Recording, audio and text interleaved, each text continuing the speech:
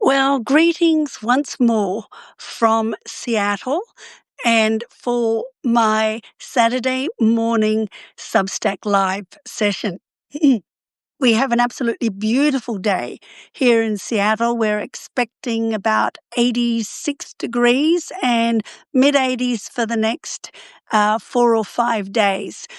For those of you that know centigrade, that's probably 28, 29 degrees centigrade. And so this is my kind of preferred type of weather. So I am really enjoying it. We have a friend here from New Zealand, where of course it is the middle of winter, and I notice he's enjoying this lovely sunny and warm weather as well.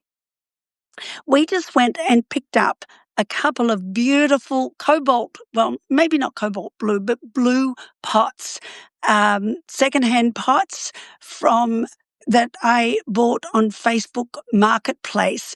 And as as we traveled, we were talking some about sustainability and the kind of simple things that we can do to make our lives more sustainable.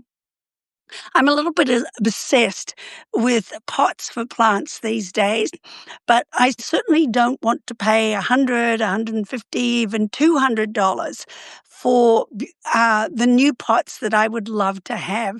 So it is fun to spend time on different secondhand internet sites and kind of come up with what I think of as some real bargains.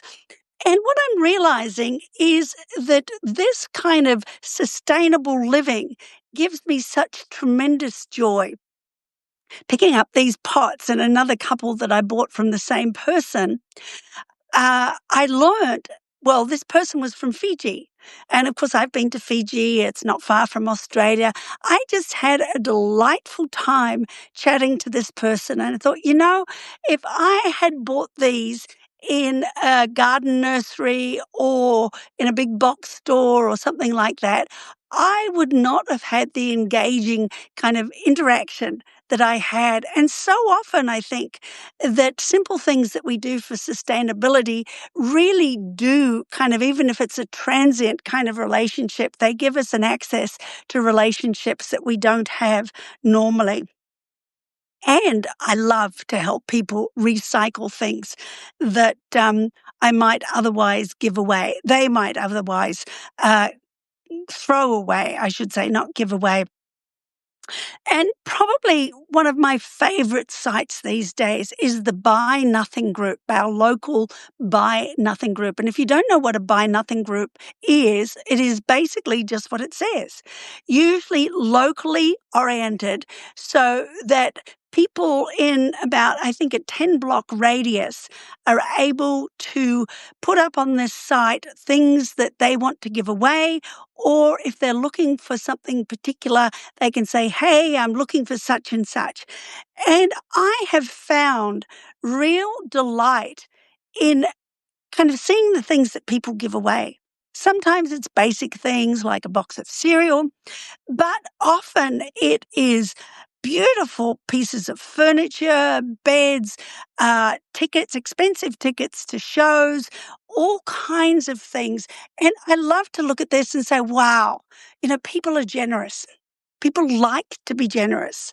And what a God-given gift for us that in recycling and giving gifts in this way, we really are, I think, entering so much more into God's understanding of economy. It's not meant to be something where we go out and acquire everything that we want.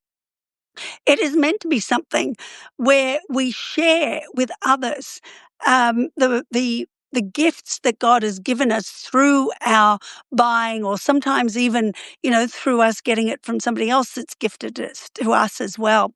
So it's just been a delight to watch what happens on this Buy Nothing group. The other place that I recognize a huge need for sustainability, and probably a huge opportunity for sustainability as well, of course, is in my garden.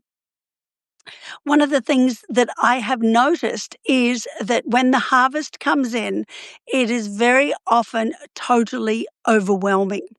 In fact, it can be so overwhelming that unless I give half of it away, it will spoil. And I thought, isn't that like God? God intends us to be generous with the things that we grow in our garden, with the gifts that God gives us in all kinds of areas of life. We're meant to be sharing and caring people. And that's what the garden has certainly taught me. And I just love to be able, like, this evening we're going out to dinner, and I am delighted that I can take tomatoes to give to our friends. Um, and part of what I realize is that people, generally speaking, love to be generous.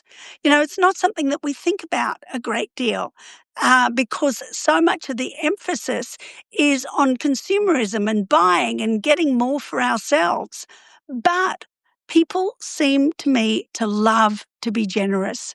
And I think that we need to take every possible opportunity that we have to share and to be generous with ourselves. I mean, and I've got a lot to be generous with at the moment. I have picked about 40 pounds of tomatoes in the last few days, 35 pounds of plums, and more basil than I know what on earth to do with. So lots of opportunities to be generous. And of course, there are different ways to be generous. It's not just through gifting something to somebody else, but it is also through inviting people over to share in a meal together where we share the produce, or even to share in a party where we process some of it. We used to do apple processing parties where we would invite people over generally, and we would sit in the backyard and we would peel and core apples.